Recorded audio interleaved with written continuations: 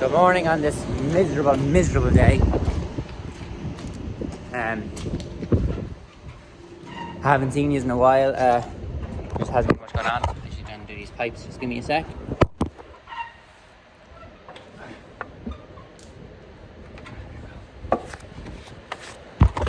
And let's turn this lid. And that just diverts the oil from the hydraulic locking to the third function. Anyway, yeah, hasn't been anything going on to report, so I haven't really recorded. I'm only back just under a week. Just a bit of straw. So I didn't. Yeah. Okay. So there was nothing going on last Monday, Tuesday, Wednesday. To record. Upload for Wednesday, so and I've been kind of just busy, haven't had a chance to get the phone out. The biggest thing is the Fendt is back. We'll have a talk about that in a minute. I have a couple of small little snippets there of I was out walking crops trying to see if ground was dry enough to travel. Spoiler alert, it wasn't. And yeah, and then we'll have a talk. I'm just trying to put stuff back in the sheds here. We had a TAMS inspection, an apartment inspection under TAMS, and I had to take the fertilizer spreader out the back of the shed for them. So the Celtec came out, no bunch of other stuff came out. So I'm just in the middle of putting everything back in the shed, but for some reason, where I hitch the Celtec, I can't get the hitch of the tractor under it. So I'm just trying to get the forklift on, just lift it up a bit higher so I can try and get the hitch of the tractor under it. Look, I'll put in the snippets of walking the field and we'll talk in a couple of minutes. I'm not sure if you can hear me with the wind, but anyway, this is rye. I'm going to walk down to this other field. This field was sown a week later. This field here beside that hedge. And they both look around the same. The other field was ring rolled, whereas this one wasn't. So I'm not sure if there was a major difference in it. It's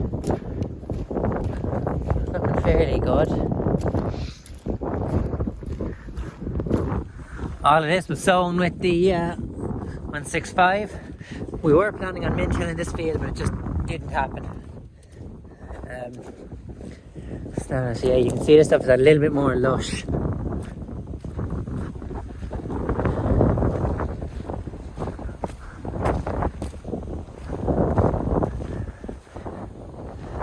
Actually a good looking field. And then down there,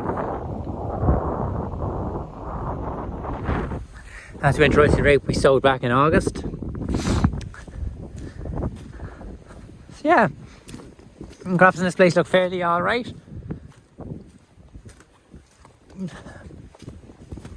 A few stones that the ring roller would have buried if it had gotten it.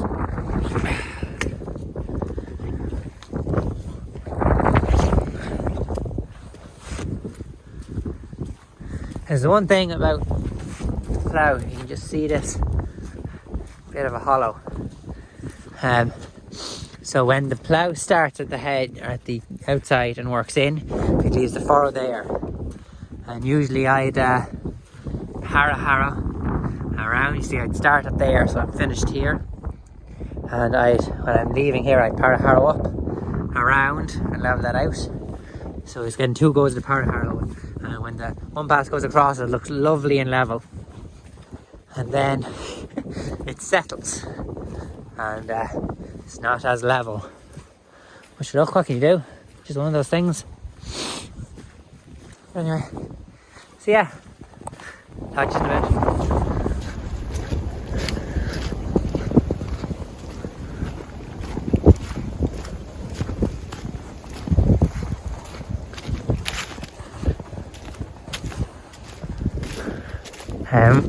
This is a field of mint-hill wheat. It actually looks better from the field than it does from the road. You can can see how lush the barley looks, how under pressure the wheat looks, but it still looks fairly decent, I'd say. Plant counts are good. There's the odd place like here where it's a bit stronger, but other than that it looks pretty okay. None of our ground got a herbicide or a pre-emergence. Just we were playing dodge the shower, and it just was too hard to get the sprayer in behind it. So we're trying to find ground conditions that will allow us to get spraying done. And I'm actually surprised how dry it is here. I'd nearly make an attempt at it, if I'm being honest. I'm going to go over here and have a look at the rye and see what it's like in a minute. Okay, it's Saturday night. I thought I'd have gotten something of interest to show you. It's been wet, it's been cold, and I've been running around like an idiot just getting nothing done. But I'm just trying to put the dung spreader. This is an old silage pit. It's around the corner. There's the lagoon, there's the JCB. Couldn't get in around the corner with the tractor, so we had this yoke here made up. So it was onto the pallet fork. You put the pin through it so that you can pull away as the bar goes down along, and then you put a pin in and a clip in. And that way it's as safe as being on a tractor, as if it's being on a tractor. So we're kind of in as far as we want to go there. So I'm just going to take off the clip. I'll just leave it there, and when I let down the yoke, that'll just come away from it and it'll be grand. But yeah, I'll talk to you in a minute when I'm in the workshop in the dry and light. Okay, so we have the Celtic back in the shed here. It's amazing on how tight you can get things in with the Fendt. So same again as in behind the Celtic is the baler, the fertilizer spreader, and then behind the fertilizer spreader we have the silage fork, book rake, whatever you want to call it, for the JCB 310. Yeah, bit tight, but plenty of space. Look, all this space that can still be filled. So yeah, look, we'll just have a quick talk about this 724 because I have had questions about it, a couple of them. So yeah, excuse the mess of it. I kind of got home Tuesday and went to a tanker, and it's just been hauling slurry from tank to tank for the last week, I suppose, 3 or 4 days. So yeah, so I'll take it out now Monday and give it a good wash down. And the Puma went back in such a hurry, it got the wash down. They didn't, and I haven't had anything to put them on since.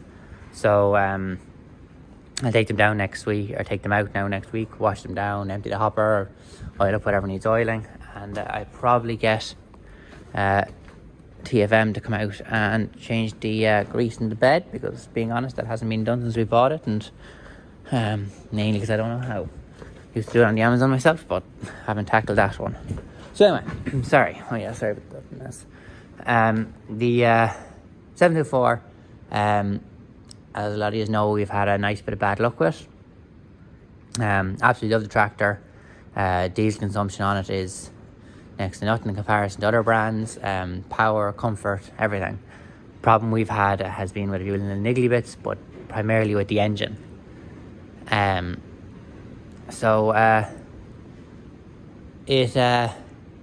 Well, firstly, when we got it originally, it was using a bit of coolant, nice bit of coolant, and it went back and got some done to it, made it slightly better but didn't cure it. You got the front PTO as well when it went back, and then we brought it on home. We went sowing with it. It was using coolant still, but we needed to get through the sowing. We were tight in tractors, so we were carrying coolant with us. And then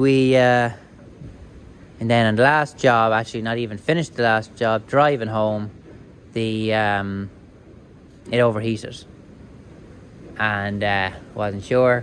Sent it back. Not going to testify what they done to it because I don't know. Brought it home. Wasn't as hard on coolant, but it was fairly hard on coolant.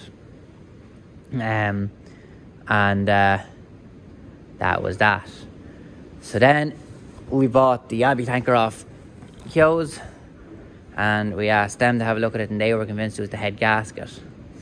And waiting to get them to bring it in, nothing. So brought it to Atkins, and I rang them on the Friday, and they said Monday's bank holiday, bring it in to me on the Tuesday. And they replaced the sleeves. They didn't think it was the head gasket. That said the sleeves and the injectors. So it's liquid cooled injectors, and there's sleeves around them to keep them cool.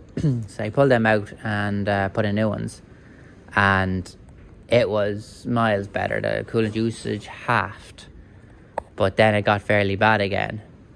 And then in October, then started sowing. There was oil coming out of everywhere in the tractor. We were putting it in faster than we could. Sorry, it was going out faster than we can put it in. So we just had to send it down to them. And that was actually the master cylinder on the brakes. So when they had it there, they put it on the dyno tester to see if they could find some with the coolant. And they said that, look, in their professional opinion, they wouldn't recommend using the tractor with the amount of coolant it was losing. So we said that was fine. So they put it on the list, got it in, tried a few bits and pieces, got nothing done. And we were on the phone to the coordinator in the workshop and the mechanic that was working on it, and myself and Daddy, and we just kind of said, or we were questioning where to go next. We could try this, we could try that. And we said, look, take the head off, get it tested. Could be something wrong with it. And they did that. That was fine. They took the head off and sent it off to be tested. And they said it was full of micro cracks. I apologize. They said the head was loose. So when they took it off, the gasket had blown out. And then they sent it off to be tested. They said it was full of microfractures. So we then had to order the head first and wait for that to come in. And then there was a few other bits and pieces. But it's here now. It's been on the tanker for the last 4 days, and it hasn't used an ounce of coolant.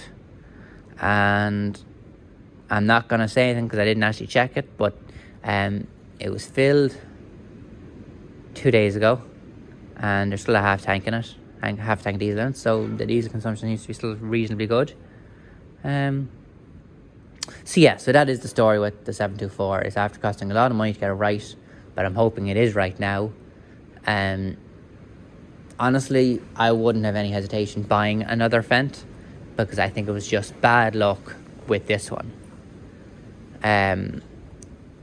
I suppose I would like a bit better warranty, a longer warranty, more extensive, and I'd have a hard time passing up Atkins because of how diligent and everything they were. In fairness to them, like, they kept me fully informed. There was nothing they couldn't do to help. It was just top notch. But look, we'll see. At the end of the day, farming is all about the figures. If you can't make something pay, there's no point doing it. So look, we'll see anyway. But that is the story with the 724. It's home here now. Been on the tanker, working good. We'll push it on for another while and just see how we get on. I'm not expecting it to do too much now over the winter months. I don't expect there to be too much of shifting slurry between tanks. I think it's just customers being organised. But so anyway, Celtic's back in the shed. A few rolls of netting left over from last year, but I'm not going to. Well, I'm going to use up that stuff, but I'm not going to order that stuff again. And that kind of thing. I don't know if anybody cares. I don't do very many videos anymore of my face. It's just too hard to flip the camera with the phone. If you can hear me now, I'm just going down here. I want to show you the 6490. It's on stilts, very sad. Here, I'll flip the phone again. There's the 6490.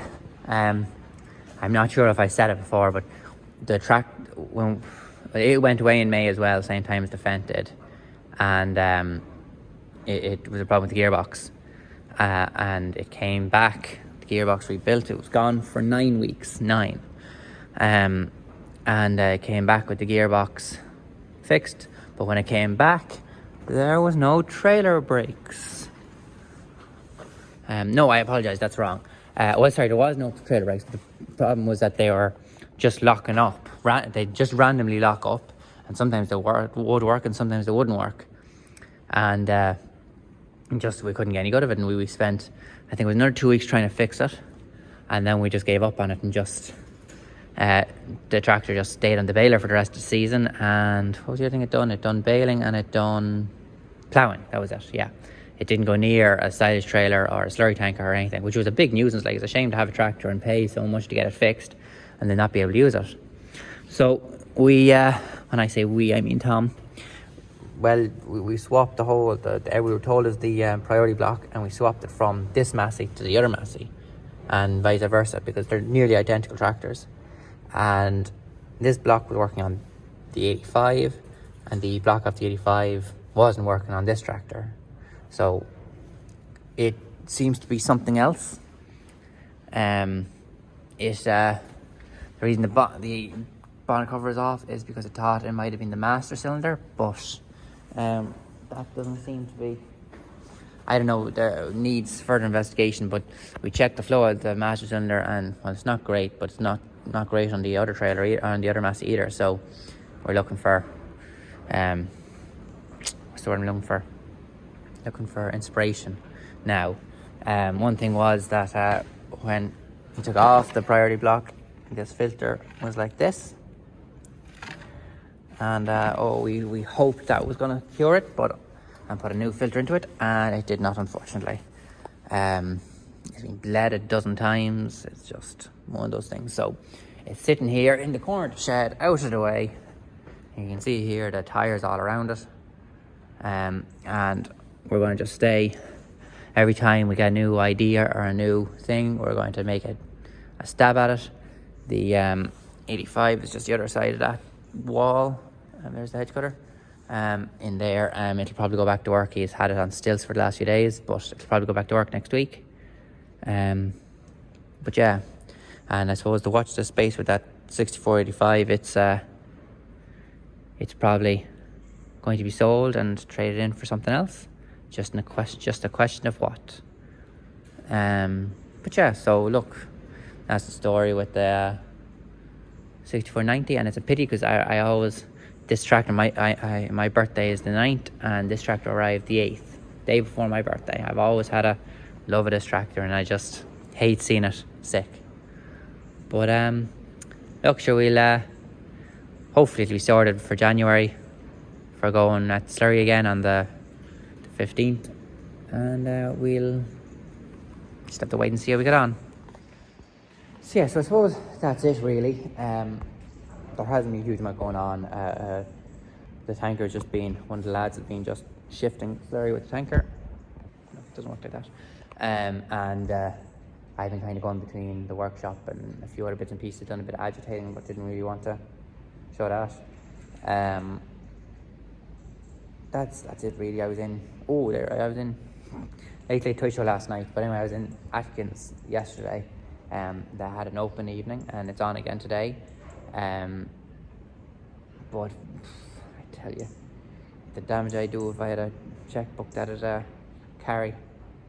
But a lot of very nice machinery. They have, it's 5 or 6 of the old favourite seasons on favourite models on display. Fendt favourites, gorgeous tractors.